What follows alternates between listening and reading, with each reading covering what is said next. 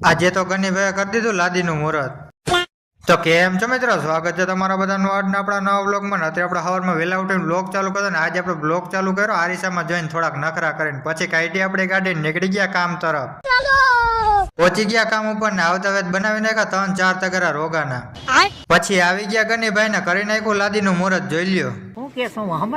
પછી ગનીભાઈ બાકાજીકી બોલાવીને મારી દેજો એટલી બધી લાદીને આપણે લઈ લીધું બ્રેકર, કારણ કે આમાં મારવાની હતી હરી. પછી થઈ ગયા બપોર ને બેહી ગયો તમારો ભાઈ એકલો જમવા. હાલો તમે બધા તમારે ન ખાવું હોય તો. અરે પાડા. પછી વાગી ગયા બપોરના બેન લાગી ગયા પાછા હવાના કામે. જોઈ લ્યો તમારા ભાઈ ની હાલત થઈ ગઈ ખાલી. साला ये दुख का खत्म नहीं होता बे. પછી વાગી ગયા 3 ને લેવા ફેન્ટાનો શીશો. આપણે તો કઈ પીતા નથી એટલે આપણે બેઠા બેઠા બધાનો બ્લોગ બનાવી જો.